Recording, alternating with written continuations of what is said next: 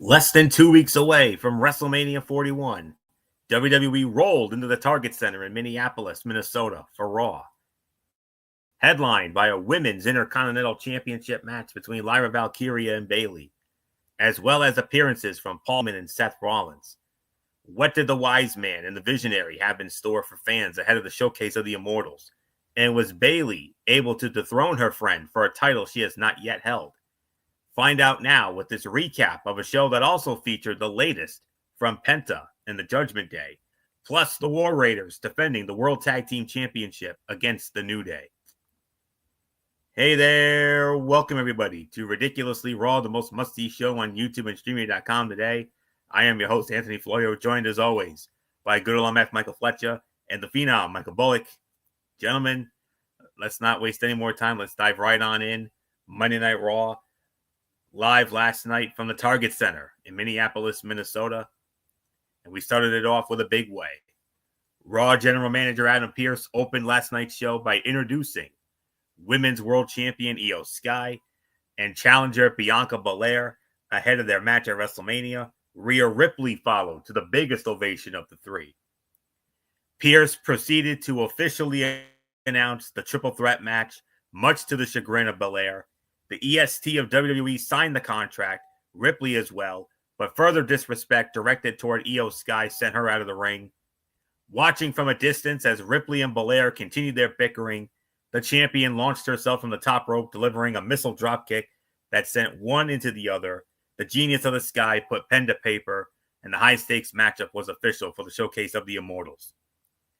This was short, sweet, and got to the point, with Io Sky sending a clear message to her Mania opponents that she will not be disrespected or pushed aside. This was what it needed to be, even if it simply confirmed what we all knew was coming. And Bianca Belair expressed zero concern over facing both opponents at WrestleMania, citing watching her two best friends, Jade Cargill and Naomi, tearing each other apart and then still winning the women's elimination chamber match last month.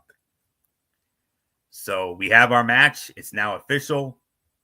Io Sky, Bianca Belair, Rhea Ripley, triple threat match for the Women's World Championship at WrestleMania. Short, sweet, to the point, was what it needed to be. So not much more to say. MF right on cue. Good old MF Michael Fletcher, come on in, front and center. It's been long rumored for several weeks and weeks, but last night, Adam Pearce, in his immortal words, made it official. We got the three-way we were hoping for in a short, sweet, and to the point segment. Yeah, short, sweet, straight to the point, and it was exactly what it needed it to be. All right, so at first, yes, we knew this was going to happen. We all knew the whole 9 yards. But there's something that happened last night that really opened my eyes. The disrespect that Io Sky has been getting from her two WrestleMania opponents might be the ammunition she needs to be made at WrestleMania. I think, and now I don't know if Papa H is going to do this, but if you listen to the IWC, the YWC, and all of the social media fans out there, they don't want Bianca to win this. They don't want Rhea to win this. I'm telling you now, guys, going into Vegas, there's going to be a major push for Io Sky to successfully defend this title. She's got the fans, and I'm going to tell you this too. I'm gonna do something that normally I don't do. And last night there was a lot of all right. Bianca's still getting the boos. We knew that. Despite the crowd reaction inside the arena for Rhea Ripley, I'll tell you this right now. The IWC does not want no business of Rhea Ripley to get this belt back. As a matter of fact, one fan went as far to call her the female version of Hulk Hogan. And I'm dead serious. Excuse me? No, hold on, Bullock. I'll explain, and then you can jump in after. Just let me get this out of the way. I'm gonna explain myself. There are fans that are pissed off that Rhea Ripley is getting another shot at the Raw Women's title. Now, okay, I know what you were gonna say. Wait a minute. Bianca Belair kind of cost her the title, and she gets a rematch clause. Doesn't she get that opportunity? Well, yes, in any other time, any other place. But the way she got herself into this triple threat is what's got fans put off. This is why a lot of the fans are demanding, not just asking, demanding that Io Sky wins at WrestleMania. And I'm going to go as further to say this. I didn't think about this until last night. Gentlemen, what does this remind you of?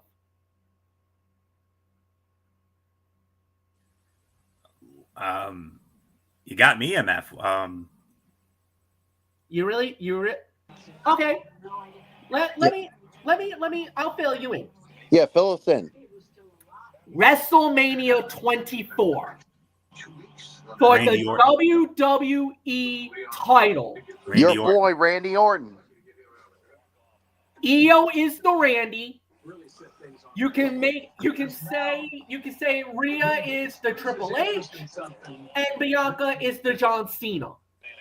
We all know what's going to happen. There's going to be a wash. Nobody gives Io the chance. Everybody thinks Io is going to lose because she's got no chance at this, right? Wrong. This is the moment Io becomes not just main, but becomes legendary. And the reason why I say this is if Bianca Belair loses at WrestleMania, there's no harm, no foul. She'll still be one of the biggest names in WWE. If Rhea Ripley loses at WrestleMania, there's no harm, no foul, because she's still one of the biggest names in WWE history. If Io Sky loses at WrestleMania, her career gets affected more than any other person in this triple threat. This is why I think, now I could be wrong, and I hope, and if I'm wrong, I'm wrong. But I think they're gonna push Io to this victory. And that's why I think Io's gonna win. Because she's been getting disrespected for far too long, and the fans know it, they see it, and they're pissed. And if WWE wants to listen to their fans, then you strap Io and you put the jetpack on her back and let her be the new face of the women's division. Michael Bull, it is yours.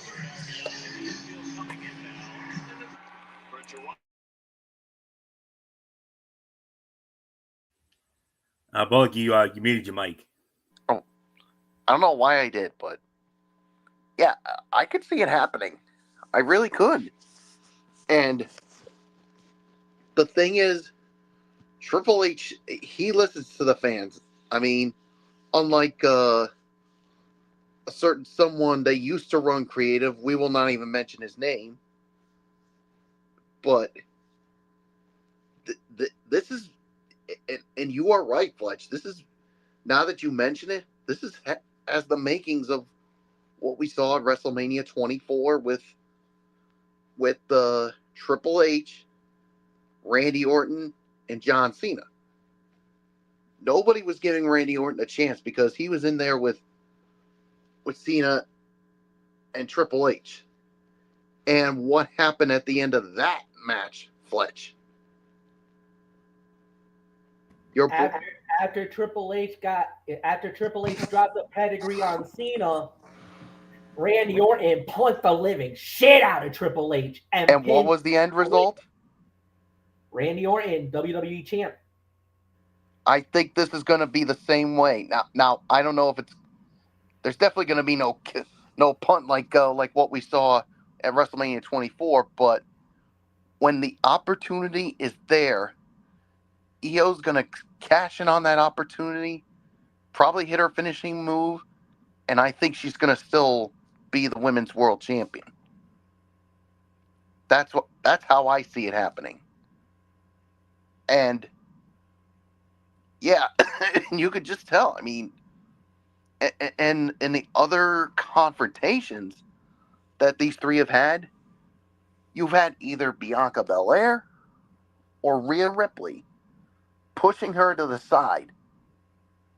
And you could just tell by the look on her face, on Io's face, that, hey, I'm the women's world champion. I'm the one that holds the gold, and you two only care about each other and don't think I don't matter in all this. Well, she's been sending a message every single time, and that's what she did during this contract. After this contract signing. I mean, if WWE is smart, if Triple H is smart, they will strap her to the moon and give her this win at WrestleMania. Because last year, Io lost the women's championship to Bayley. It's high time you give her that moment, that WrestleMania moment this year. Because if you don't, you're going to have a lot of people in the IWC, the YWC, and social media that's going to blast Triple H and the creative team. Yeah, and the thing is, how much leeway will the IWC give WWE before they turn on them? This is going to be very important because remember, WWE has had a long enough leash, and with a lot of goodwill, WrestleMania is a make or break. Because if this goes south, this opens the door for AEW to get back into the game, even though they're dealing with their own thing because of what happened at Dynasty. So they kind of messed up again, per the usual. So there's an open door for WWE, but they gotta tread lightly here because I'm starting to feel like the patience is starting to run out on WWE when it comes to the IWC. With Monday Night Raw, they cook. SmackDown, not so much. And you're starting to see that there was some genuine fear that WrestleMania might not deliver. And there's already some people out there that thinks that WrestleMania is going to be a failure. And if that is the case, that could open the door for AEW. It will. And not just with this, Fletch, but another match that dealing with Monday Night Raw on the Monday Night Raw side that they need to deliver as well. Well, we'll talk about that when we get to that segment. Yeah, we will. When we do, but a fine segment to start it off. But Triple H, if you're the smart guy that we all know you are, you will give Io Sky her moment and retain the women's world title. Because if you don't, these fans are their patience is gonna start running thin, and they will turn on you, and they will all of a sudden say, you know what? Even though AEW is struggling, we're gonna give them a chance again. And if I know Mr. Tony Khan, man, which I'll still call him, he's gonna be sitting there like, he's gonna be like, now this is my opportunity to capitalize and get these fans back and turn on WWE. Yeah, you're right. Because the thing is, he's waiting for an opportunity, and I think he's hoping and banking that WWE f's up at WrestleMania. He hopes that he they wants flop. he wants them to f up. He He wants needs them a to flop big time. yeah. He wants them to f it up. Like WWE, don't do it. So I'm Triple telling H, you, don't do it, guys. so Triple H, this is a big weekend for you because you're going into the WWE Hall of Fame as a singles competitor. But you also need to deliver WrestleMania for these fans, and you need to make sure that this is one they'll never forget. And if you're going to do that, this is the first step by giving Io her moment. Because if you don't do any of these things, they could turn on you in an instant. So, and that could, and it could turn. And I'll say this, Fletch. It could go for your guy Triple H. It could go from a good weekend to a bad weekend. And I think Hunter knows that because remember, when it all began, AEW cost Triple H his job at NXT because he was the head booker. He was the head creative guy. And he realized, and when AEW took down NXT during that war, McMahon thought it was better that he ran it and casted Triple H off to the side. I know what Hunter. happened with that.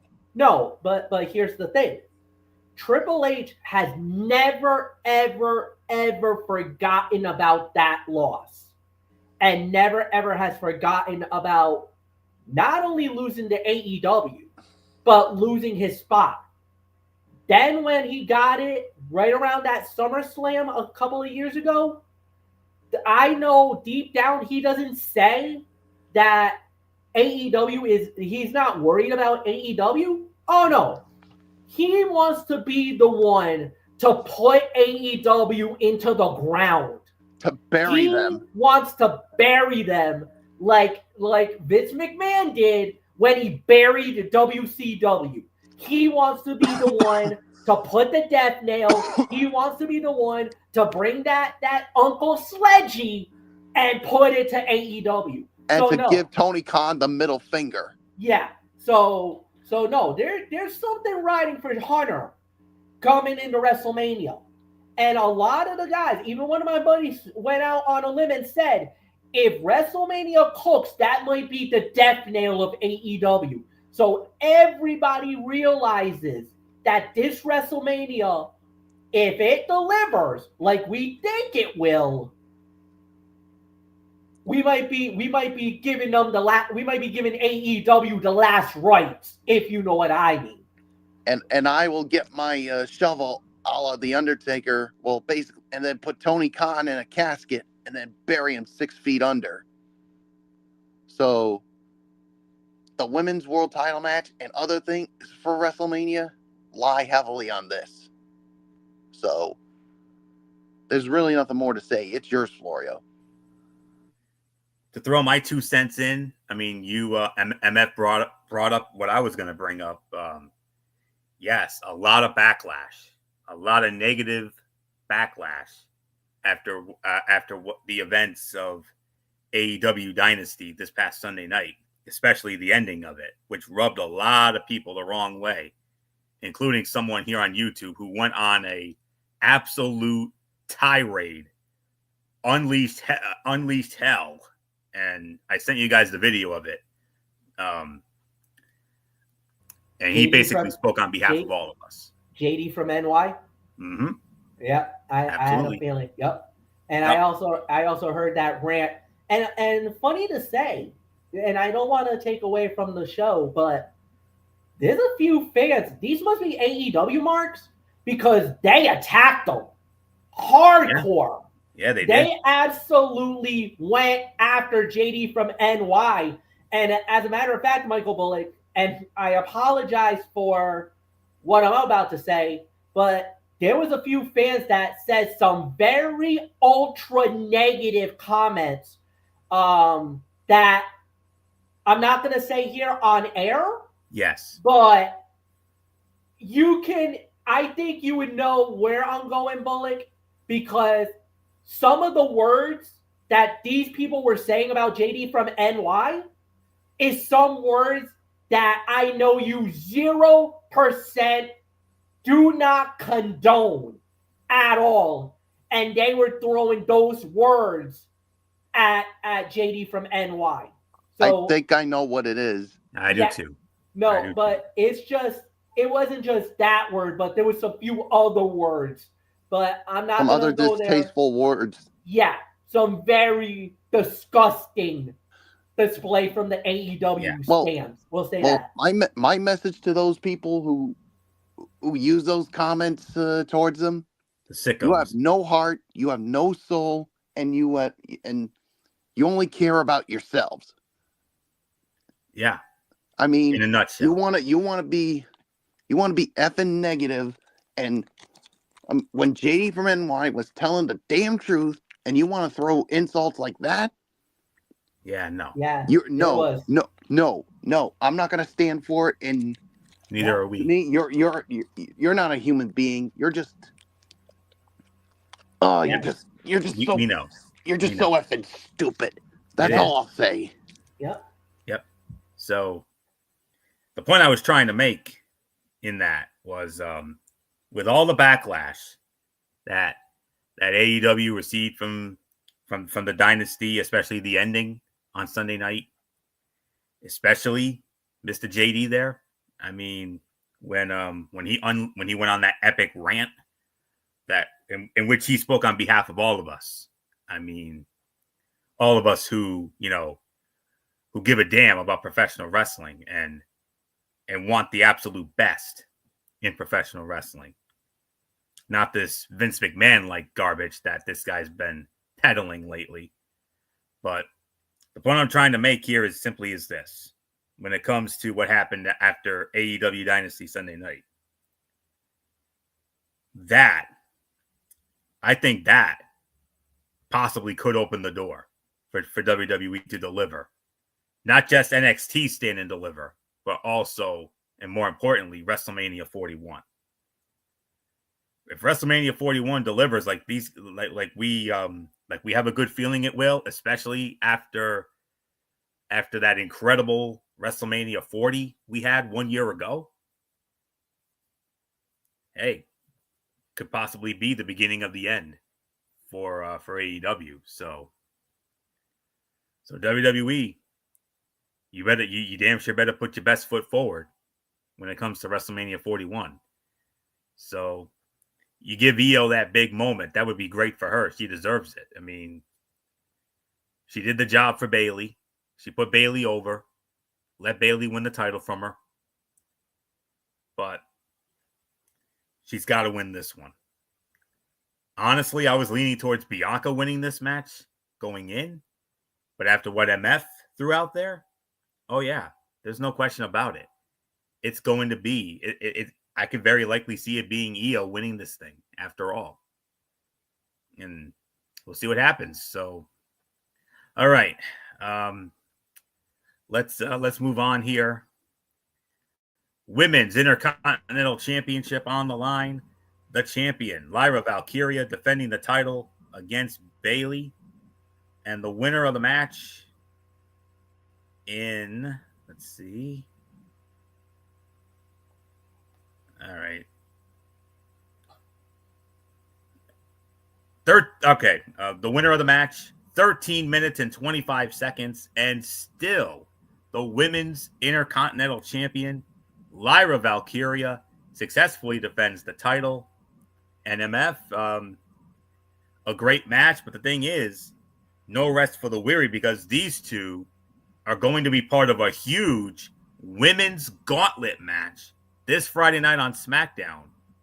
It'll be Lyra and Bayley versus your girls, Katana Chance and Kaden Carter, alongside of Shayna Baszler and Zoe Stark of the Pure Fusion Collective, and representing Raw, and representing SmackDown, You got Michin and B-Fab, Alba Fire and Piper Niven, and then one other Raw tag team. Now that I think about it, Maxine Dupree and Natalia. And the winner of that match will challenge Liv Morgan and Raquel Rodriguez for the WWE Women's Tag Team Championship at WrestleMania. So, but nonetheless, MF, Lyra defeats Bayley 13-25.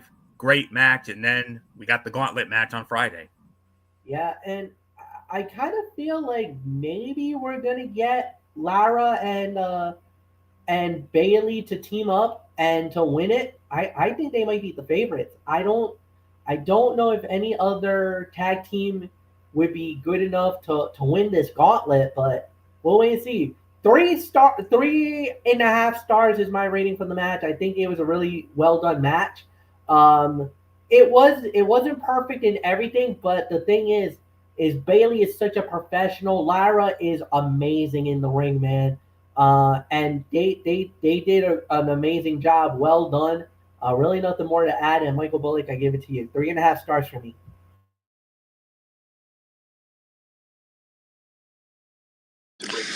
Yeah, I'm gonna give this about 3.25, 3.5 here. I mean, a good successful title defense for Lyra here. So yeah, nothing more to say. It's yours, Florio. Yeah, 3.5 stars for me as well. Just give me one. Okay. The role model's mounting frustration nearly boiled over after the match when she denied Lyra a sign of respect, but she thought better of it and hugged her, though all the while keeping her eye on the Women's Intercontinental Championship. This was the perfect setup for the gauntlet match on SmackDown this Friday night, where the two will be partners. Can Bayley set aside the disappointment of this loss? Or will the cracks continue to show, ultimately leading her back to her heelish ways? Michael Cole reminded the viewers at home that Bayley and Lyra will compete in a gauntlet match for a shot at the Women's Tag Team Championship against Liv Morgan and Raquel Rodriguez at WrestleMania. Bayley obliterated Valkyria with a knee to the face that momentarily stunned the champion in the corner. The challenger delivered a Bayley to belly on the floor, and Valkyria narrowly beat referee Danilo Amphibio's count back into the squared circle. And there were justified "this is awesome" chants here. You can make an argument this might have been the fight of the night here. This was really good. So a solid 3.5 stars.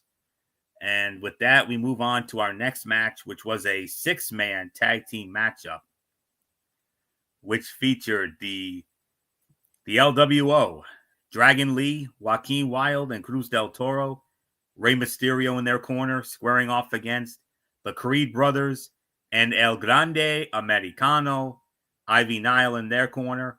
And the winners of the match in 10 minutes and 25 seconds, El Grande Americano and the Creed brothers. Ivy Nile slipped some sort of some foreign object to El Grande Americano. He put it in his mask to give him an unfair advantage, and that led to El Grande Americano and the Creed brothers getting the win.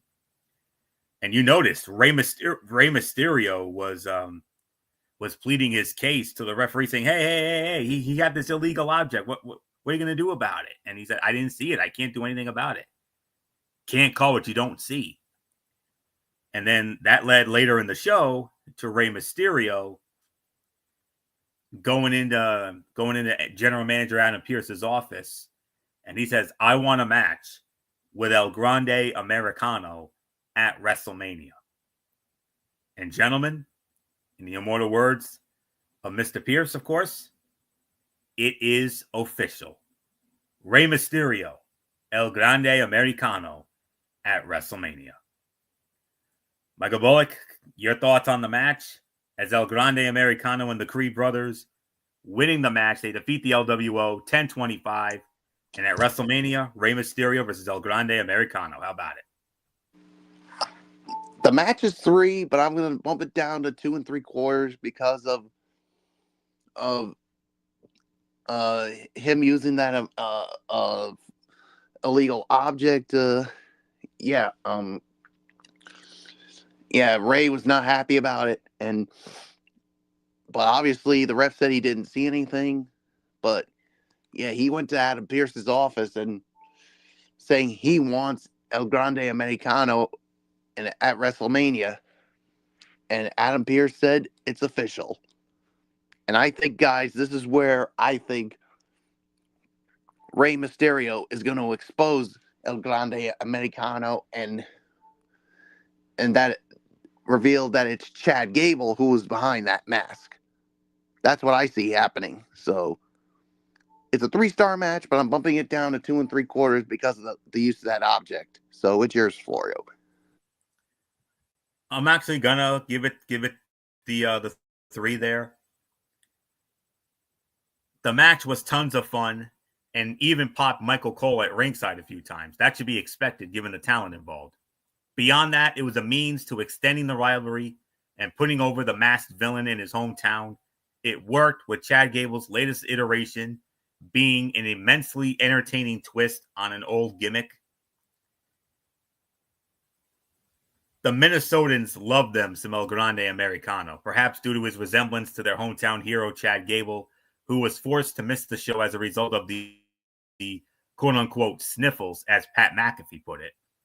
Every time Julius Creed is on TV, one cannot help but wonder why he is not doing more than he is. A freakish athlete whose best comparison is a taller Kurt Angle. He has a bright future, or he will have as soon as the opportunities present themselves. Cruz del Toro attempted a top rope maneuver with the heel quote-unquote luchador atop Lee's shoulders, only for El Grande Americano to catch him and drive him to the mat with a belly-to-belly. And Michael Cole, he said as the action broke down, this is crazy as hell. And Bullock, if you and I were doing our Raw chat yesterday, we would have had a lot of fun with this because Del Toro, Wilde, and Lee, all at the same time, we had a triple Tope Con Hilo in stereo. 3 for the price of 1. Bullock always goes nuts when he sees the Tope Con Hilo. It doesn't matter how many people do it. One person, yeah, fine, whatever. But to see 3 men do it in stereo, oh my goodness. That easily was the highlight of the match for me. So, a very good match here. I could give it 3 1/4 and bump it down to 3 because of the shenanigans there. But still, I thought this was a very good match. And man, oh man, Rey Mysterio and El Grande Americano at WrestleMania. That's going to be something. And I think Bullock's right.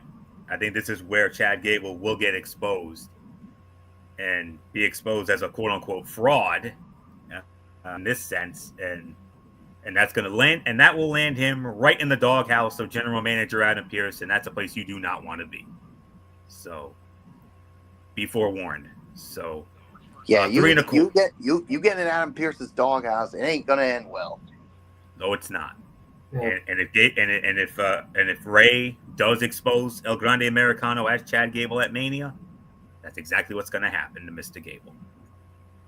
3 1/4, but bumping it down to 3 because of the interference there. MF, you are our Lucha Libre insider, and I'm sure you've seen that dirty trick a time or two in all the years you've been watching Lucha Libre. Yeah, actually, yeah, this is actually very, very traditional from the La Rudos, the evil guys, the bad guys.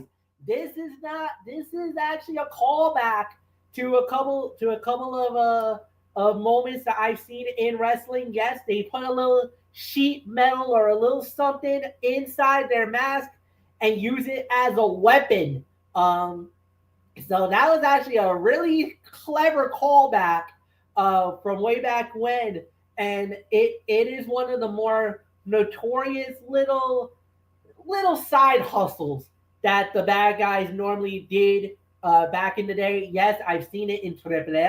I've seen it in CMLL. It has happened many times where a bad guy will actually put a little something extra inside that mask And because the mask is such a sacred thing, normally you don't worry about it. You don't look at it or anything else. The only way that you would know that something's there is if the referee physically touches the guy's mask. But again, because of culture, because of tradition, even the referees are not allowed to touch the masks. They're not allowed to. So it's kind of one of those things that, and Ray knew it too. He instantly caught it, and that's why he was like, hey, wait a minute. He's got something in here. He got something in here. The thing is, if this was in Mexico, the referees are not allowed to touch the masks. They're not allowed to do anything with the wrestler's mask. You can check the arms, you can check the legs, you can check whatever, but the mask is such a sacred thing, you're not allowed to touch. So a lot of the times, La Rudos will put something in the mask because they know the referees are not allowed to touch it, a headbutt or something like that. Hey, fair game. Sorry, but yeah, 3 stars for the shenanigans. But yeah, Anthony, like you said, it's something I've seen so many times in the years of wrestling, especially from the La Rudos. They always there's a few times where I've seen them pull that stunt.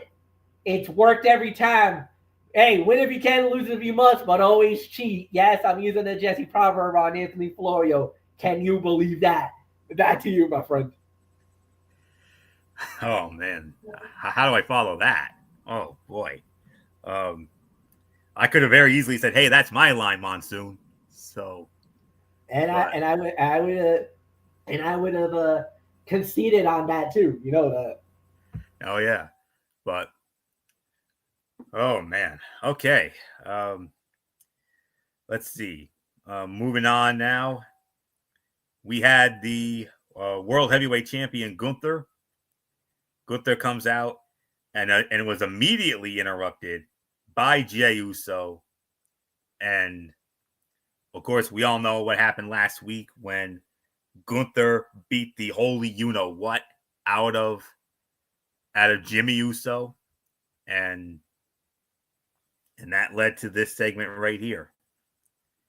There was no laughing, no yeeting, and no bright merchandise when Jey Uso slowly and seriously made his way through the crowd to confront Gunther ahead of their World Heavyweight Championship match at WrestleMania.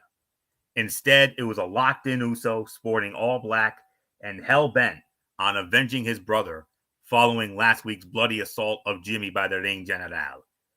Jey Uso recalled talking to his mother and admitted he was too afraid to protect his brother. Not anymore, though. He is going to get Gunther in Las Vegas, and he is going to take the World Heavyweight Championship. The body language from Gunther here was outstanding. The way he ran his head through his hair and the facial expressions he flashed while absorbing Jey Uso's words were that of a man who realized he may have made a colossal mistake.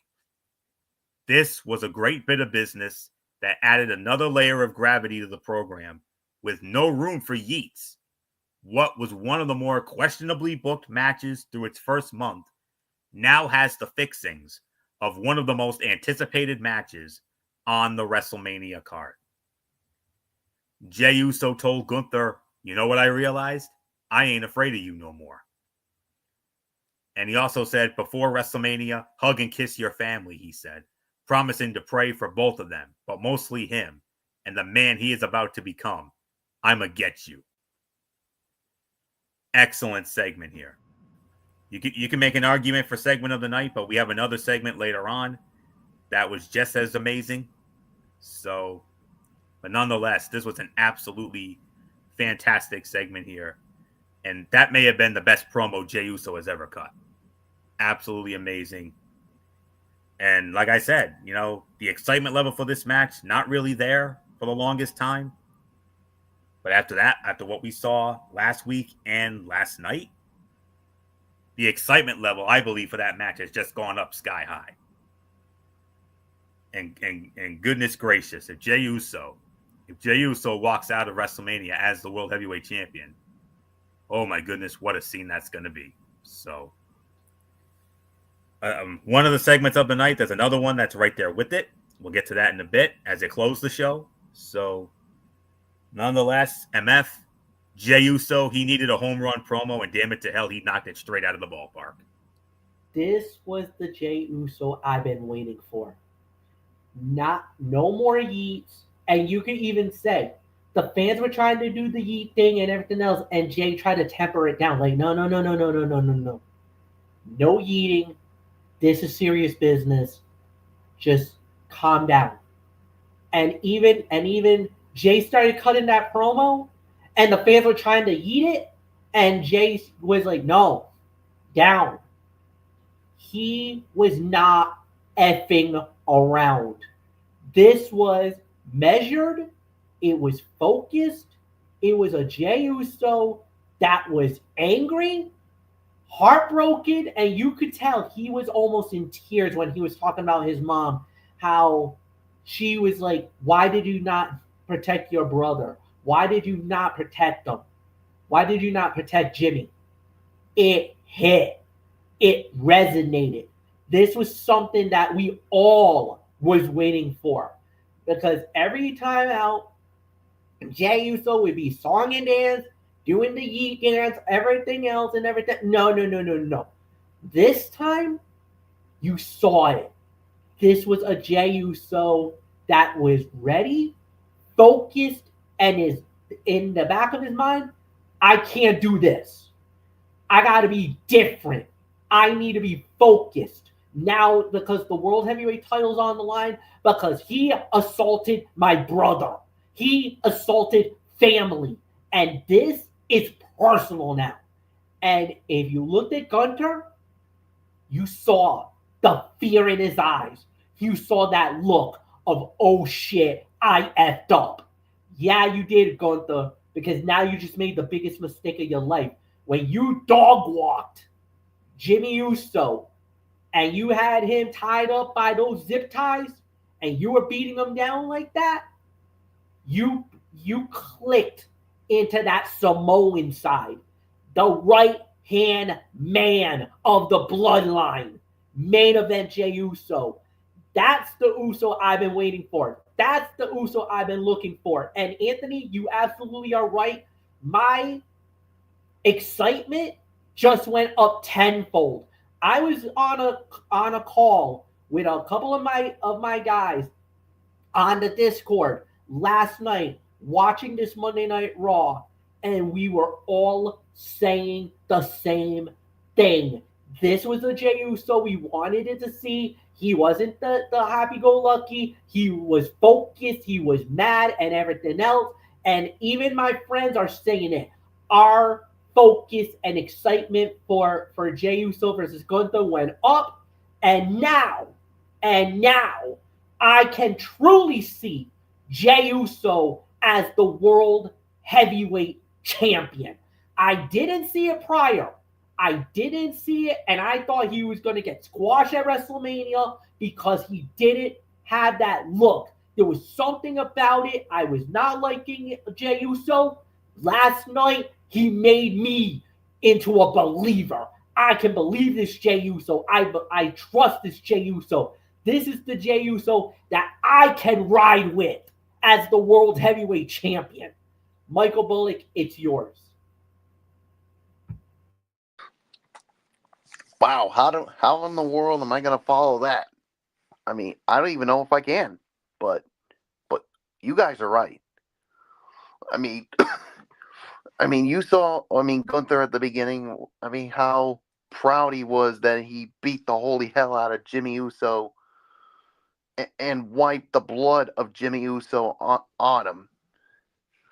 But Jey Uso came out and everybody was expecting the same Jey Uso, but no, we got a different Jey, the one we've been waiting for. And you forgot another thing, Fletch. Remember the pep talk that Jimmy Uso gave him? What did he tell him? He told him he needed to see a different side.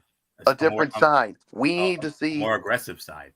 The Jey Uso that became main event Jey Uso, the one who became the right-hand man. You need to bring that if you're going to defeat Gunther. Jey Uso came out, no yeeting, didn't even come through the crowd. You could just tell that he was hurting from having had to sit there zip-tied while Gunther destroyed Jimmy Uso to the point that he busted him open big time. And how he had to listen to his own mom say, "Why didn't you protect your brother?" And he was brutally honest. He said, "Because I was scared."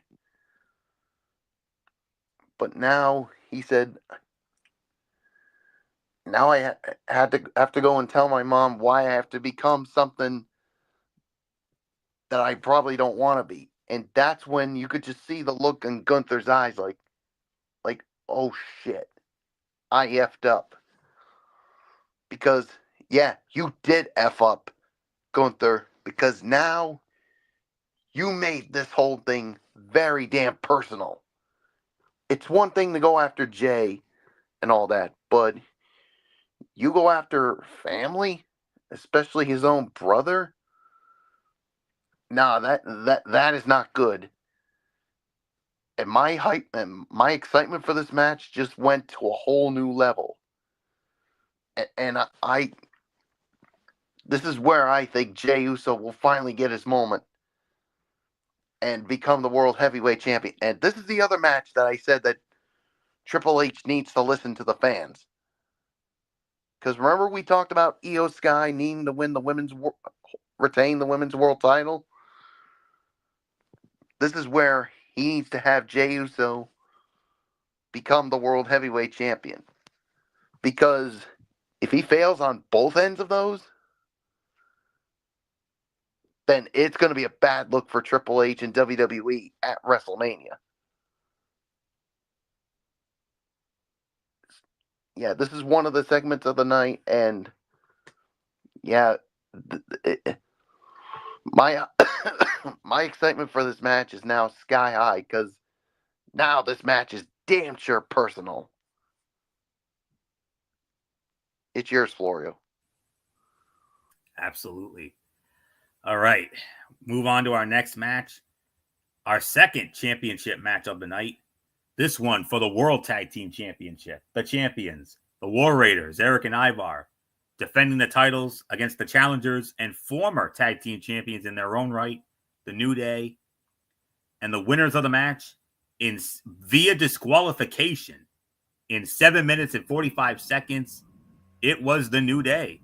Ivar got caught with his hands in the cookie jar. The New Day brought a chair into the ring. Ivar picked it up. He actually used it. Referee right there. He saw everything. And automatic disqualification. Called for the bell. New Day gets the win. 7:45. We all know what this means. This is somewhat of a championship committee moment here.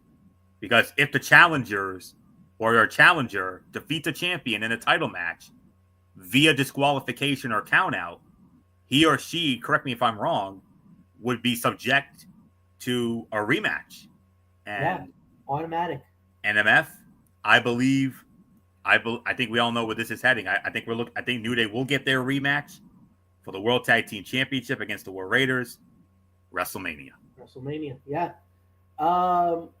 I know a lot of people are like, well, wait a minute. The New Day were the ones who brought the chair in. Yeah, but here's the thing. Ivar used it, and the referee saw it. And then, if you heard the post-fight, how the New Day was like, oh, you had to win it that way. You were so scared of winning the title. You were so scared that we were going to win the titles that you deliberately got disqualified. But, well, the thing is that you brought the chair into the fight and you were going to try to use it on him, or you were going to try to pull the Eddie Guerrero, the lie, cheat, and steal. So Ivar cut you off at the pass and blasted you with the chair. Sorry, you're the one who brought it in. What's good for the goose is good for the gander. Yeah, but the thing was, the referee caught them. Ivar, yeah, there's no doubt about it. You should have been a little more smarter throw away the evidence. But the referee caught him, like Anthony said, the hand in the cookie jar moment. You can't do that. And yeah, that the bell was rung. But if you notice, after the match was over, that the New Day was going to try to destroy the War Raiders, and they were trying to cripple Ivar by putting that chair right to his neck. Thank God that, you know, and the scaffold, the security, and the referees came out to stop that. That could have gone all kinds of wrong in our eyes. But, you know, it is what it is. Yes, they do get a rematch. They will get that rematch possibly at WrestleMania. I think, and I do believe that night, I think the New Day is going to win the World Tag Team titles. They're just trying to try anything to do to put them over as heels.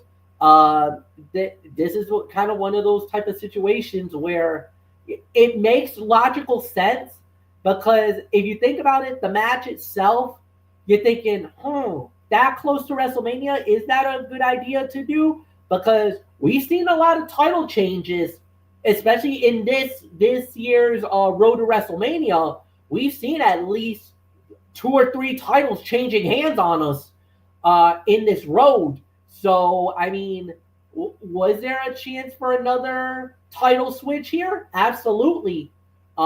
We could have saw it, but, you know, they don't want to pull that trigger just yet. I think it's going to happen with the New Day winning the titles at WrestleMania. I think that's going to be the more logical thing that they're going to want to do. But at the end of the day, it was fine for what it was worth. It's about a 2.5 to 2 3/4. Obviously, I got to punish it for the DQ finish.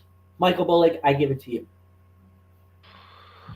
Yeah, I'm going to give it 2.5 as well. And yeah, like you said, because yeah, I mean, yeah, the War Raiders did use the chair eventually, but it was the New Day who introduced it, and obviously after the match they were like, "Oh, so that's the way you try to retain your titles, because you knew we were going to beat you." I mean, wouldn't you agree, Fletch and Florio, that this is the New Day once again trying to like claim that they're the victims in all this? Because ever since what happened the night when they turned on Big E, Yeah, and why they're trying to justify everything that they're doing. Definitely. Yeah. No, you're right. I mean, like you said, they're the ones that brought the chairs into the fray. But the thing is, it backfired on them, because they were the ones that got blasted with the chairs that ended the DQ finish. But in their grand scheme of things, they're thinking, oh, but if it wasn't for the chairs, we'd probably be the tag team champions. I don't necessarily agree with that, because I don't think that we don't know if they would have won it or didn't win it, because it was still up in the balance at the time of the stoppage. And the New Day is continuing to play the role of victims because they feel like they're trying to justify everything they're doing ever since what they did with Big E.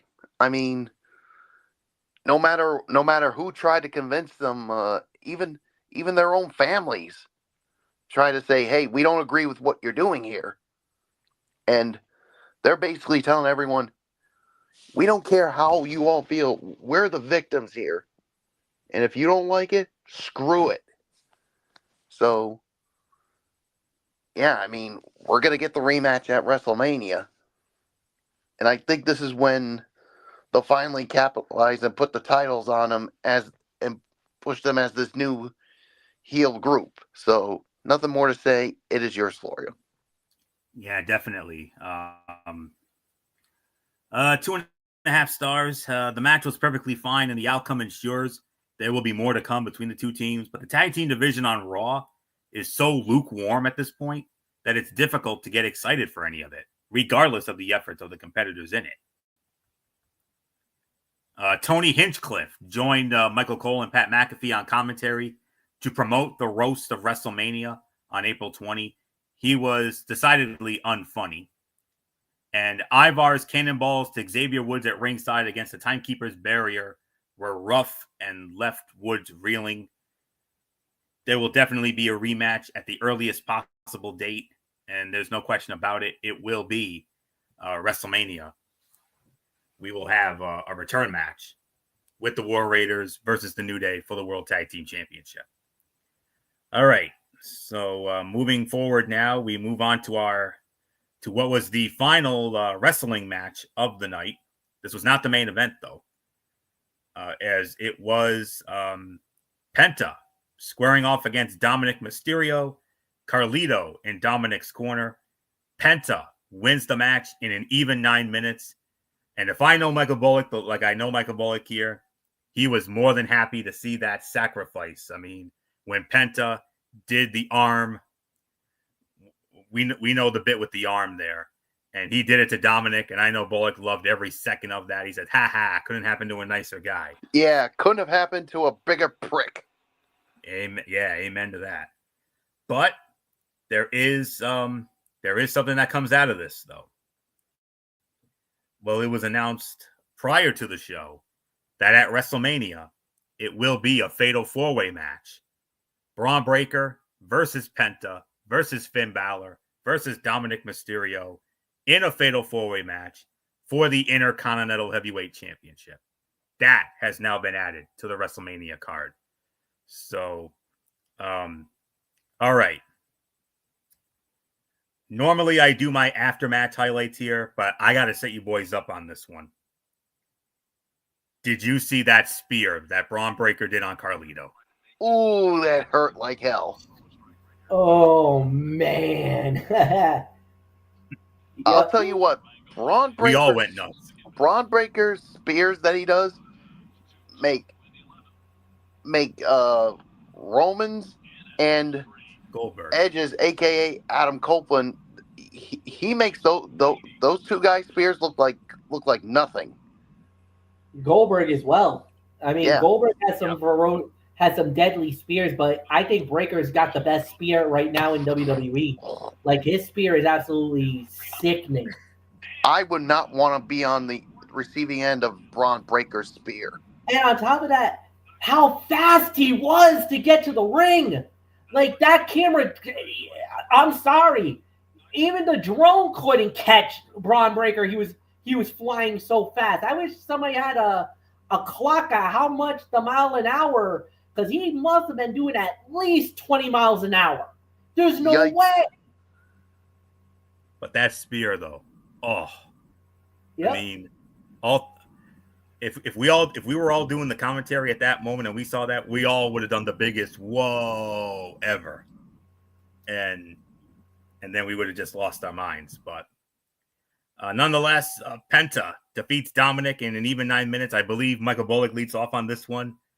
So Michael Bullock, Penta defeats Dominic in an even 9 minutes, and another long rumored WrestleMania match finally has also been made official by Adam Pearce. Braun Breaker, Penta, Finn Balor, Dominic Mysterio, Fatal 4-Way Intercontinental Heavyweight Championship. Oh, what was the time? Oh, yeah, the time of the match was 9 minutes. So, yeah. I'll give this about maybe 3 stars on this one. I mean, yeah, but like you said, that spear by Braun Breaker as everything started to break down, and it was just nasty.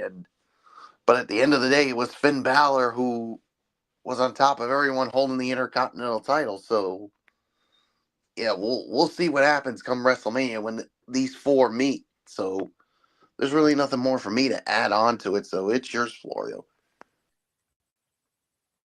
Yes. Well, I'll say it like this. Michael Cole suggested the 4-way match for the IC title may be a potential show stealer at WrestleMania, and he's right. The talent is there, but this feels like a match of different stories, none of which necessarily intersect, put together for the sake of getting everyone on the card. The creative may be underwhelming, but if anyone can ensure the payoff is worth it, it's the 4 superstars in this upcoming Fatal 4-Way for the Intercontinental Heavyweight Championship.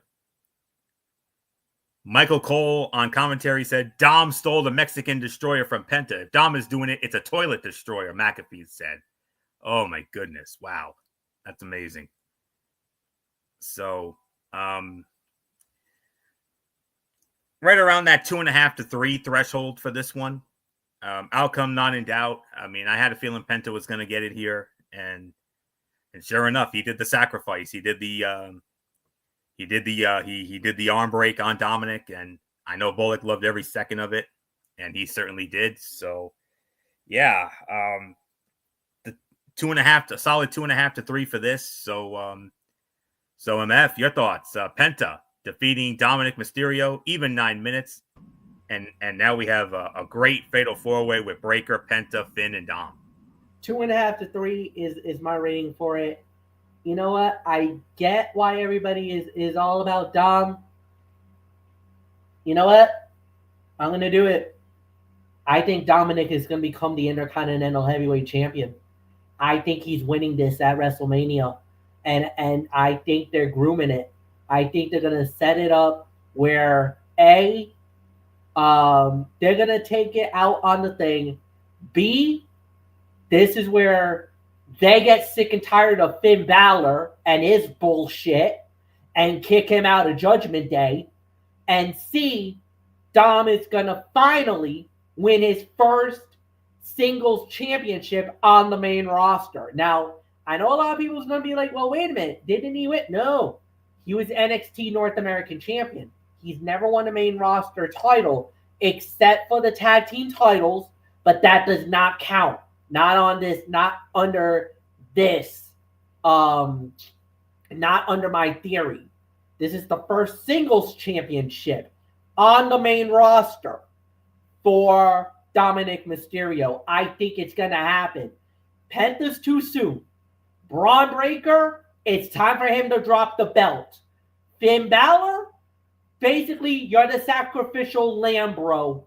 And that so-called prick that does the toilet bowl crap that McAfee, Michael Cole, and even Michael Bullock is saying, you guys are about to eat the biggest crow in your freaking life, because Dominic Mysterio is going to become the Intercontinental Heavyweight Champion at WrestleMania.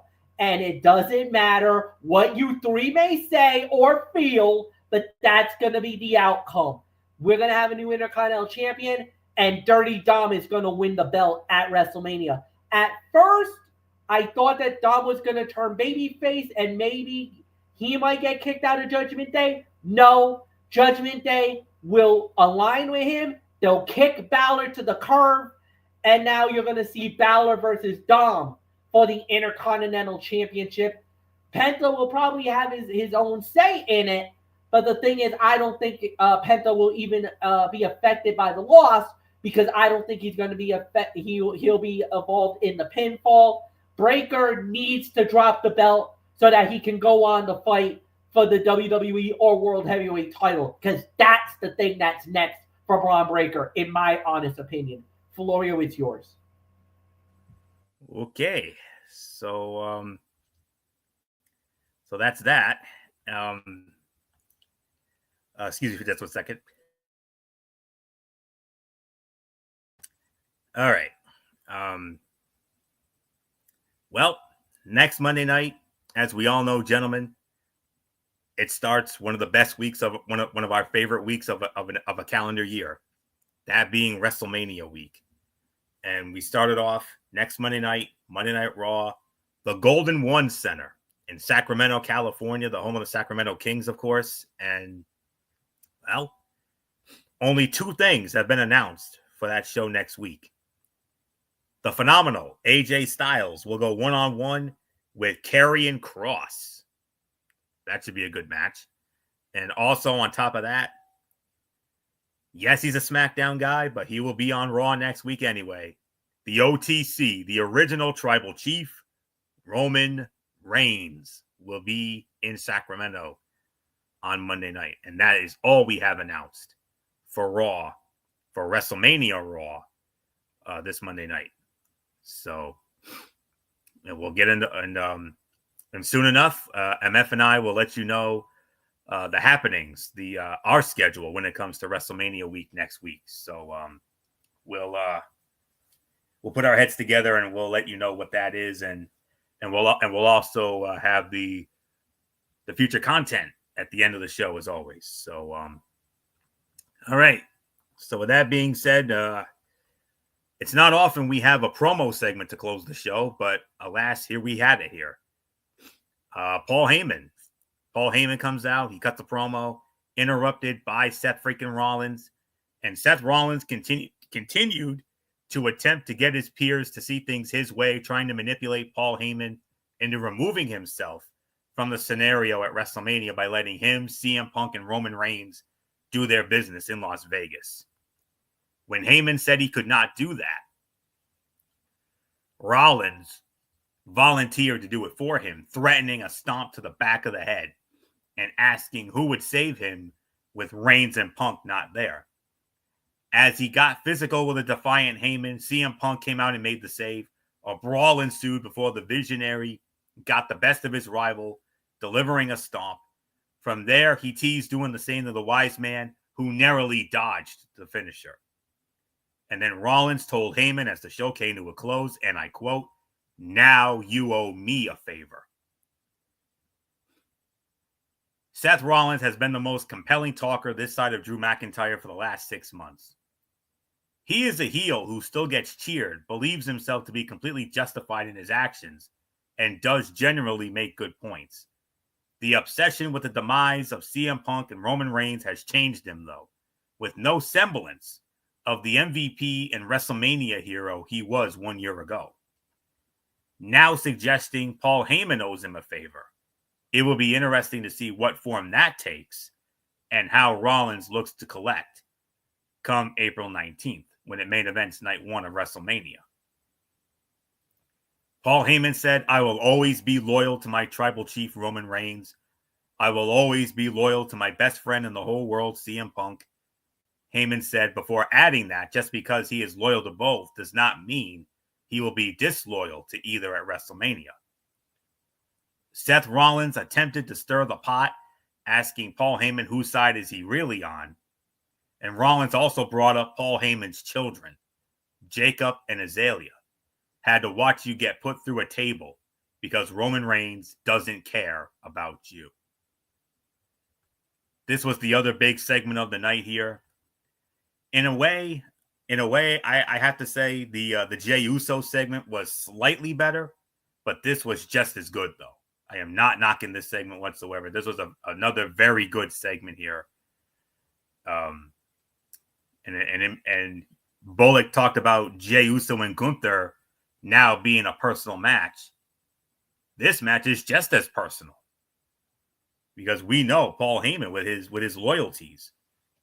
He is the wise man of the tribal chief, Roman Reigns. Of course, we know the very close friendship he has, and he's always had with CM Punk, and Seth Rollins, stirring the pot here. He says that, hey, he said, you owe me a favor. What if that favor is for Paul Heyman to be Seth Rollins' wise man? What if Paul Heyman turns on both Roman Reigns and CM Punk and aligns himself with Seth Rollins? And that leads Seth Rollins to win the match at WrestleMania. I can very easily see that happening. So, another very good segment here. By a smidge, it's the second best of the night. There was just something about that Jey Uso segment that I thought was just a smidgen better. But this was just as good. So, not much more to say. MF, what says you? You are almost there. But you nailed it at the end. Seth is winning at WrestleMania. Heyman's going to turn on Punk and Roman. And Seth freaking Rollins is about to become a Paul Heyman guy. But there's one more thing that's going to happen that I think is going to happen at WrestleMania.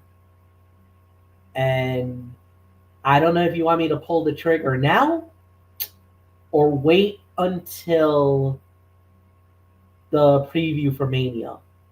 But there is something else. And it's going to have something to do with Seth Rollins, something that had to do with Paul Heyman, and it also will have something significant about the main event of night 2 of WrestleMania. I would say hold off on that until our WrestleMania preview show, so we can do the old cliffhanger, as we in the biz say. Well, I'll give you the cliffhanger, but I'll tell you this: if one of my buddies gave me a theory, if his theory is correct, my friend Mikey Lee is about to become a freaking genius. And if this actually works, both you guys are really going to hate Seth freaking Rollins for what he might do at WrestleMania. So I'm just going to leave it at that. This was perfect. Michael Bullock, it's yours. Yeah, I think this is definitely perfect. I think Seth Rollins is going to win that triple threat. and Paul Heyman's going to turn on both Roman Reigns and CM Punk. And Rollins is now going to be a Paul Heyman guy. So, yeah, there's really nothing more for me to add on to it. So, it's yours, Florio. All right. So with that being said, let's get into our overall review and Bullock. Okay. I can't believe I forgot to mute myself. That's okay. Right. You're good. You're good. That's okay. Happens all the time here. So, all right. So with that being said, MF, your overall thoughts on this penultimate Monday Night Raw from Minnesota? Pretty good. Not bad. 7.5 to 8 out of 10. I think it was a good show. Promo segments were very good. The in-ring stuff was not bad. So, yeah, I mean, good. Can't wait for next week in Sacktown, as they say. Michael Bullock, it's yours. Yeah, 7.5 to 8 for me as well. So, nothing more to say. Florio, you close it out before we get to our recap of NXT. The final stretch on the road to WrestleMania brings with it a greater sense of creative urgency, and that was on full display last night. Everything but the World Tag Title match had implications on the biggest card of the year, with some matches confirmed, some beefed up, and others enhanced with added drama and intrigue. Last night's episode of Raw was another example of Triple H's creative team delivering when it most needed to, crafting compelling segments, booking quality matches, and putting an exclamation point on it all with a hot show-ending segment. A big thumbs up. And I do agree, 7.5 to 8 out of 10 is my rating for that as well. So, with that being said, let's move on to the penultimate NXT before Stand and Deliver. Dark State has been running roughshod all over NXT since the group first arrived, and management decided it's time for them to get in the ring for real. NXT champion Obafemi, Trick Williams, and Javon Evans were forced to put their differences aside to work in a 6-man tag team match against 3 of the 4 members of Dark State. Jordan Grace and Jada Parker have developed a bitter rivalry that led to a singles match on tonight's show. Both women were hoping to be Stephanie Vacour's challenger for the NXT Women's Championship at Stand and Deliver. So the champion had her eyes on the ring. And now let's take a look at everything that happened on tonight's episode of NXT. And I will say it like this before we get into the serious business at hand. If the 3 of us were doing commentary for that show tonight, and good old MF Michael Fletcher saw the Dark Angel Stephanie Vacour coming toward our way and sitting in with us, oh boy, that's all I'm going to say. And that's exactly what happened. Stephanie Vacour came out and joined and sat in with Vic Joseph, Corey Graves, and Booker T for the first match of the night, which was Jordan Grace versus Jada Parker. And unfortunately, the match ended in a no contest in 10 minutes and 4 seconds. Craziness here. Jordan Grace botched the tope suicida. Jada Parker did her best to break her fall. Jada Parker provoked Stephanie Vacour at ringside with a slap, and then Stephanie going for Jada Parker nailed Jordynne Grace, and the referee's like, "Yeah, I've had enough. I'm throwing this out. No contest, 10:04. But wait, there's more." For the first time since losing the NXT Women's Championship to Stephanie Vacour at Roadblock at the theater in Madison Square Garden last month, we finally got the return of Julia. Julia took down Jada Parker and Jordynne Grace. And we thought, okay, her and Stephanie, we all know the shtick. They're best friends. They're damn near sisters. Wrong.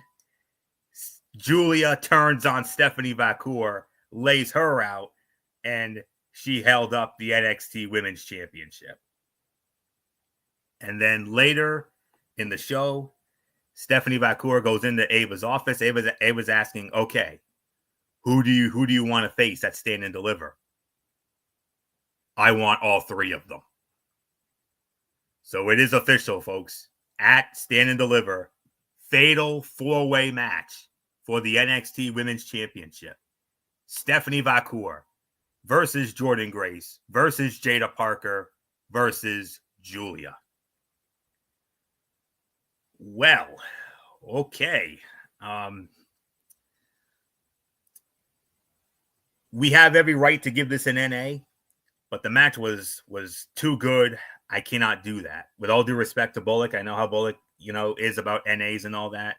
But with all due respect, Bullock, I gotta respectfully disagree with the NA on this one. I'm gonna do right around 3.25 or so.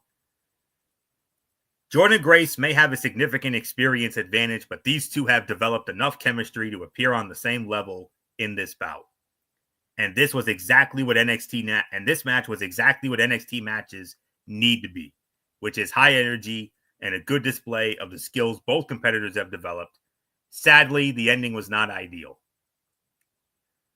And like I said, Jada Parker ended up hitting Stephanie Vacour at ringside, and then Stephanie accidentally hit Jordynne in response to cause the throwaway. Jada and Jordynne tried to take out Stephanie Vacour until Julia made the save, and then out of nowhere, Julia attacked Stephanie, took her out to end the segment, and you saw the visual of Julia holding the NXT Women's Championship high over her head. Stephanie Vacour didn't get a lot of chances to talk on commentary. The way Jada Parker tossed Jordynne Grace over the top rope, so she hit it on the way back into the ring, was a nice move. It showed off her power, and that's all there is to say there. So, while we do have every right to give this an NA, I'm not going to, because the match was too good. I can't do it. So it's right around that 3 to 3.25 threshold, and it sets up one hell of a fatal 4-way at Stand and Deliver. So not much more to say. MF, Stephanie Vacour, Jordynne Grace, Jada Parker, and the returning Julia, fatal 4-way for the NXT Women's Championship at Stand and Deliver. And with the beautiful Madness now back, business has damn sure picked up in the women's division. Yeah, no, this is exactly what it needed. The thing is, everybody thinks that there's a great friendship between Julia and Stephanie, but there's also a great rivalry between the two. And the thing is, if you really think about it, Julia is vindicated. She has a right to be pissed off because she lost the title to Stephanie and she wants it back. She tasted that lure of NXT Gold and she wants it back. So I'm not surprised she pulled the trigger on her. And now it's just going to be very interesting to see how it goes. Going in, I'm thinking Stephanie wins. Now Julia's back and it looks like she's healthy. I don't know, boys. I think Julia wins this belt back. I don't know. This is going to be. I don't think Jordynne's going to win it. I don't think Jada's going to win it. It's now down to Julia or Stephanie. One of these two is walking out with that belt. I don't know who's going to win it, but but now this tossed everything up for grabs because Stephanie could actually lose this belt And we might have Julia and Stephanie fighting over this belt, man. I don't know. But yeah, this was about 3.25, 3 to 3.25. Dan Shaman got thrown out, but understandable. But man, alive, this is going to get crazy now. Bullock, it's yours. Yeah, I'm going to give this about 3.25 as well. I mean, but yeah, the return of Julia, and she turns on Stephanie Vacour, and I mean, yeah, I mean, now it's a fatal 4-way, and the thing is, I have it down to those two either. Even though, part of me wants to go with Stephanie Vacour to retain because it wasn't that long ago she did win the title, and it wouldn't make sense for her to lose it, but I would also not be surprised if Julia wins back the title. So it's going to be interesting to see. So 3.25 stars is my rating. So it's yours, Florio. All right, and we move on now. Now I got to be honest with you folks. There's going to be quite a few cutouts during the show here tonight. Be forewarned. I don't believe this was one of them.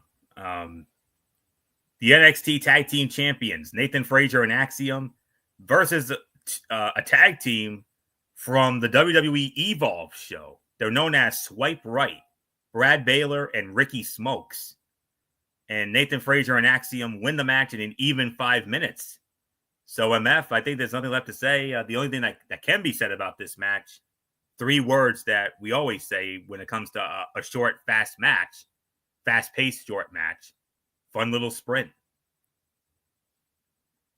So, there's definitely nothing left to say here. So, if I were to put a rating on this, I'd probably give this about maybe 2.5, around that. The newcomers put on an impressive performance, but the NXT Tag Champs have not held on to the belts this long by losing.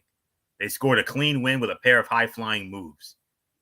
WWE bringing in talent from the Evolve show is a good idea, but that show is not promoted nearly enough. And you can watch that show at 8 p.m. Wednesday nights on Tubi, or for international folks, you can watch it on YouTube. And these two teams work together so well for this being their first match. Their similarities help them find their groove. We could say fun little sprint here. That's definitely what we could say. So that's really all we can say on that. So a solid 2.5 if I were to put a rating on it. I mean, fun little sprint. That's all we can say. So all right, Women's North American Championship qualifier ladder match for Stand and Deliver. Jasmine Nix representing Fatal Influence. She had Fallon Henley and JC Jane in her corner. And her opponent was Sol Ruca with Zarya in her corner. And Sol Ruca wins the match 5 minutes and 3 seconds. So now you can add Sol Ruca to the mix. It's now Zarya versus Kalani Jordan. Now versus Sol Ruca.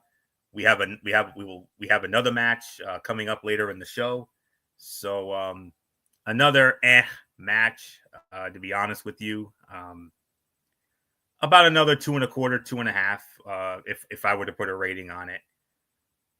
Sol Ruca is well regarded for her aerial ability, but Jasmine Nix showed a lot of athleticism and agility in this match. She also showed some versatility with a couple of grappling techniques. And Sol Ruca hit the Soul Snatcher for the win as Henley and Jane looked on in frustration at what they viewed as a missed opportunity for one of the members of Fatal Influence to get into this ladder match.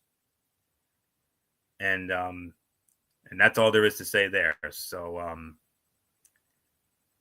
right now the field as of now stands with Zarya, Kalani Jordan, Sol Ruca, ladder match to determine the brand new NXT Women's North American Champion after Stephanie Vacour vacated the title about a week ago. So moving on, Hank and Tank squaring off against Brooks Jensen and Nico Vance of The Culling. And The Culling win the match 3 minutes and 22 seconds. Another match. it was pretty competitive for a match that only lasted a couple of minutes, but it was not enough to stand out, obviously. And I'll also say this. It is so hard to take Brooks Jensen seriously after he spent so long acting like a totally different person before turning heel. It doesn't feel like he fits his gimmick, if I'm being honest. So this was about a 1.5 star match, and there isn't really anything left to say about that. So let's move on to our next match here. Don't worry, guys. There will be something. I know there will be something to address here on this show soon enough. We had an in-ring segment. The new NXT North American Champion Ricky Saints. He cut the promo, and we had a lot of interruptions here. First, the Heritage Cup champion Lexis King, and then he was also interrupted by Eddie Thorpe, and then Wes Lee, along with Tyreek Igwe and Tyson DuPont, they came out, and that led to and that's going to lead into a very interesting match, and we'll talk about that because there is a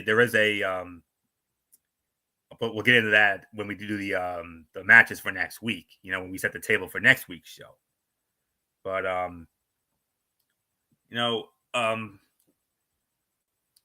cluster bleep of a segment, if I'm being honest. That's what happens when you have so many guys. It's a classic case of too many cooks in the kitchen, honestly. So we don't really need to get into that. Another cutout match here. Wes Lee went up against Yoshiki Inamura. Wes Lee wins the match, 3 minutes and 54 seconds. Okay. If this had been a 2-segment match, it would have been one of the best things on the show. It was fine for what it was, but it felt too short. And I do want to say this about Inamura. Yoshiki Inamura can be something special if WWE uses him the right way and doesn't force him to lean into the comedy too much. And Wes Lee does such a good job selling for powerhouses. The way he sold some chops to his chest was hilarious. So not really much more to say there. So that was about a 1.5, 2-star bout. Then we had the second women's qualifier, the women's North American ladder match qualifier. Izzy Dame with the Culling in her corner versus Ren Sinclair with the No Quarter Catch Crew in her corner. And Izzy Dame wins the match, 4 minutes and 27 seconds. And they made this a fast-paced fight. Whoa, got it. Bear with me for a minute here. I got a lot of screens here. They made this a fast-paced fight, and I'll say it like this: Izzy Dame and Ren Sinclair fought in a singles match, but members of No Quarter Catch Crew and the Culling were at ringside, so there was almost no chance that this was going to be a clean bout. They made it a fast-paced bout, but that did not allow them to sell very much when a big spot happened. Izzy Dame scored the win with a powerbomb. Nobody interfered, and it sounded like the announcers were surprised the match was over so quickly. The crowd was actually behind Ren Sinclair, and they chanted for her quite a bit. And you can't blame them because Ren Sinclair is a cutie patootie. I'm going to tell you that right now. I mean, she's starting to gain a bit of a following. She's been gaining a following on social media, and I don't blame people for getting behind her. She's starting to get over. So who knows? Maybe we could see some big things from her later in the year. Maybe after Mania or so, but Sean Spears was shown watching from backstage, but he told Izzy Dame, Brooks Jensen, and Nico Vance that he wanted them to prove themselves tonight, so he was not going to be there to help them. So that's really all we can say on that. So all right, let's set the table for next week. And all right, we got quite a bit of some things to get into for next week's show. And next week, we're going to have the final 2 qualifying matches for the women's North American Championship ladder match. And Ava also mentioned that there will be no last chance qualifier, which I think is a good idea. Set it up so we can have some fresh new people in there. All right. NXT, we will have a couple of ladder match qualifiers for next week. And we got 3 huge matches on this show. Ethan Page versus Eddie Thorpe versus Wes Lee versus Lexis King in a fatal 4-way match. And the winner of that match will be the first challenger for Ricky Saints and the North American Championship at Stand and Deliver. I think this one's pretty obvious. I think it's going to be. I think we are all in agreement here that Ethan Page is going to win that match. And then we're going to have a gauntlet match to determine the number 1 contenders for the NXT Tag Team Championship at Stand and Deliver. Josh Briggs and Yoshiki Inamura versus Tavion Heights and Miles Bourne of the No Quarter Catch Crew versus Hank and Tank versus Brooks Jensen and Nico Vance of the Culling and Tyson DuPont and Tyreek Igwe. I don't know why, but I got this feeling Hank and Tank are going to steal this one because of how they've been, trying to get over and all this. I wouldn't be surprised if they win this match. And we're going to have Dark State versus the D'Angelo family in a parking lot fight. Oh, baby, that's going to be something. And, of course, the final 2 qualifiers for the Women's North American Championship ladder match. We won't know the participants until next week's show. All right, so with that being said, let's get into the main event of the evening. Highly anticipated main event here. The in-ring debut of Dark State. 3 of the members. And the 3 members were Dion Lennox, Cutler James, and Saquon Sugars, Osiris Griffin in their corner. And they squared off against the NXT champion Obafemi, Javon Evans, and Trick Williams. And Dark State wins the match in 13.5 minutes. Finally, we got something to get into here. MF, your thoughts on the main event? Yeah, 13.5 minutes, no doubt about it. Great matchup, great main event. The problem was Dark State just delivered in spades. The guys just couldn't coexist, and it ended up being the downfall in the match. So really nothing more to add there. Michael Bullock, it's yours. This was easily 3.5 stars. Yeah, 3.5 stars for me as well. I mean, like you said, the base teams couldn't coexist because of, their upcoming feud for the NXT title at Stand and Deliver, and Dark State took advantage of it, and they get a big win in their first official match. So I really got nothing more to say. So it is yours, Florio. Yeah. When this match was announced last week, you remember what I said, guys. You remember what I said. How in the world were Obafemi, Trick Williams, and Javon Evans going to coexist as a unit? And we got our answer. We got our answer. Easily the best match on this show here.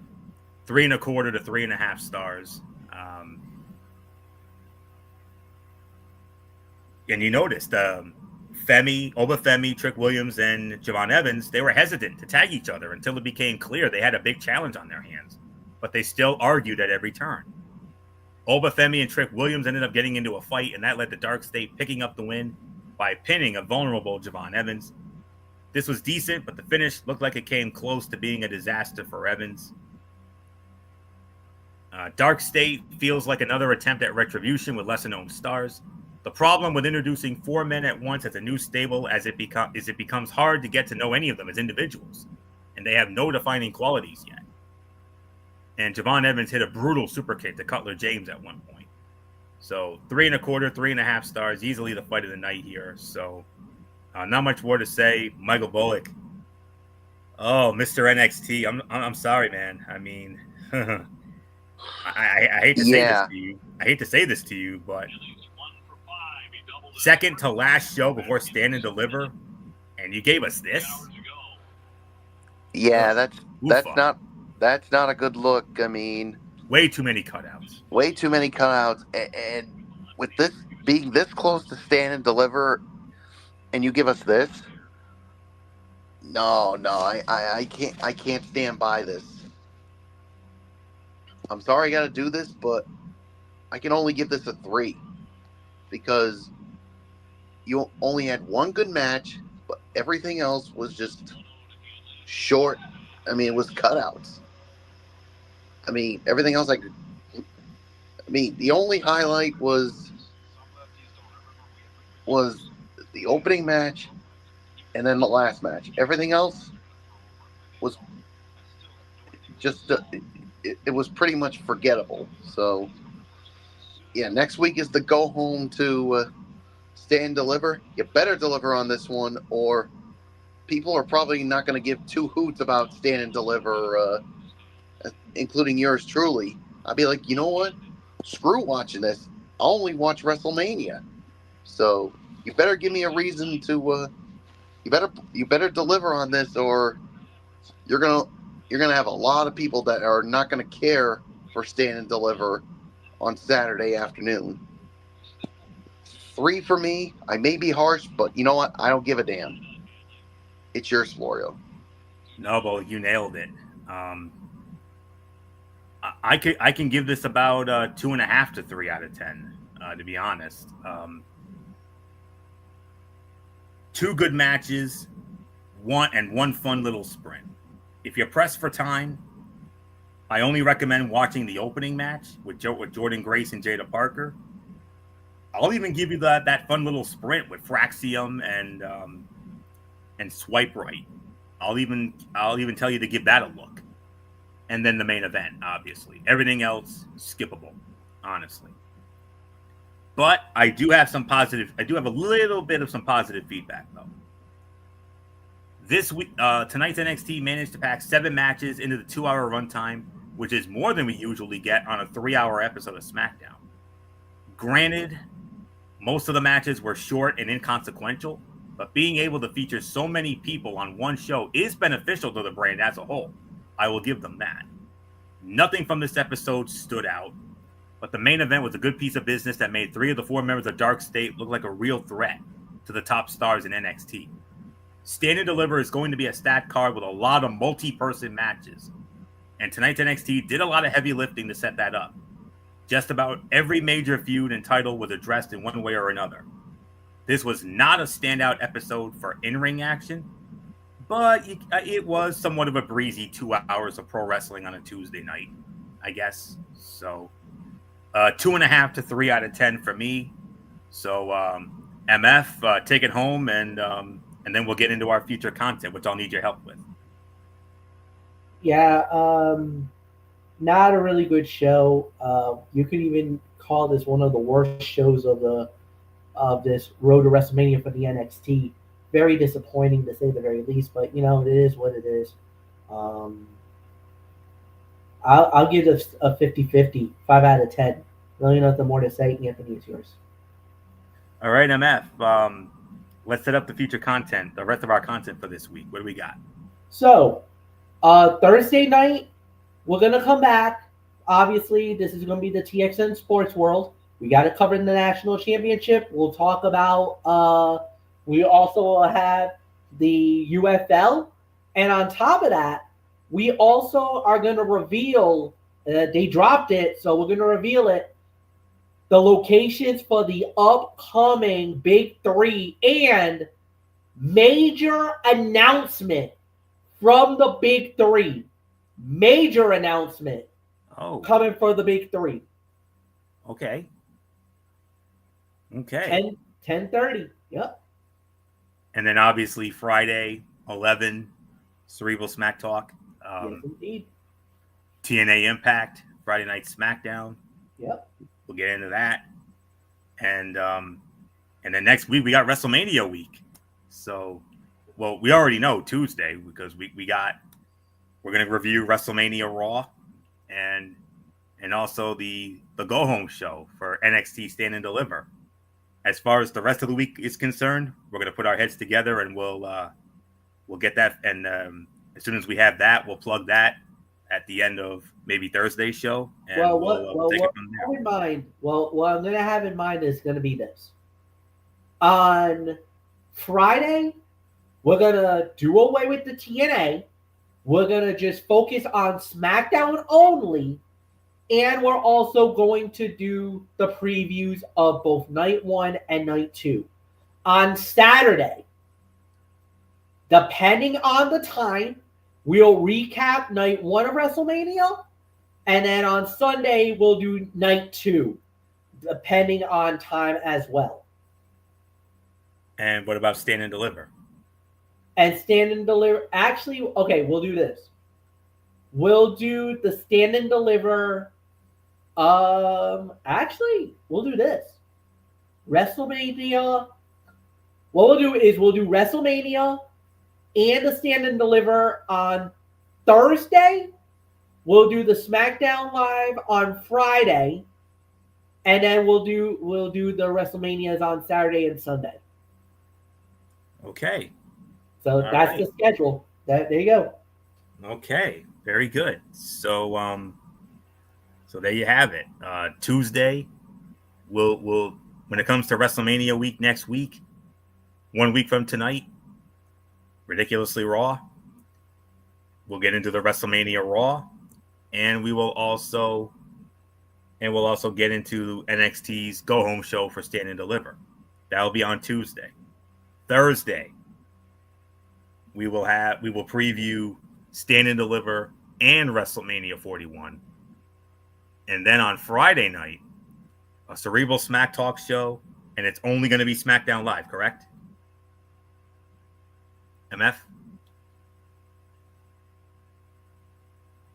All right. So, because of the fact that the Hall of Fame ceremony is going to be on very late where we are, I mean, because it's yes, it will be broadcast, but it won't. But in our neck of the woods, it will not be until 1 a.m. Eastern time. So that's a good idea. To just get the SmackDown Live done, the WrestleMania SmackDown, and then we'll call it there, and then we can go and enjoy the Hall of Fame ceremony after that. So, and then Saturday, Stand and Deliver, and Night 1 of WrestleMania, and then the Sunday night, it'll be the Night 2 of WrestleMania. So, all right, so that's it. So until Thursday night, for an abbreviated edition of TXN Sports, well, we don't have much. Like MF said, we're going to recap the men's national championship game. Will we also be recapping the women's championship? We might get into the women's championship game as well. And then we got week 3 of the UFL, and then MF promises a big announcement regarding the big 3. So I can't wait to hear all that.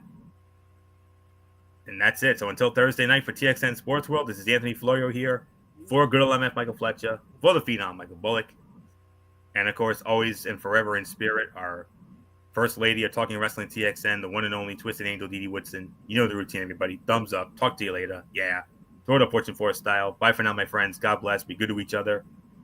Have a blessed couple of days, and until Thursday night for TXN Sports World, you've been watching Ridiculously Raw right here on the Tone 25 on YouTube and StreamYard.com. And remember, my friends, no matter what anyone tells you beyond anything else, wrestling is indeed actually real. For everybody who has been a part of this one, for now, Anthony Florio, so long, and bye, everybody, bye.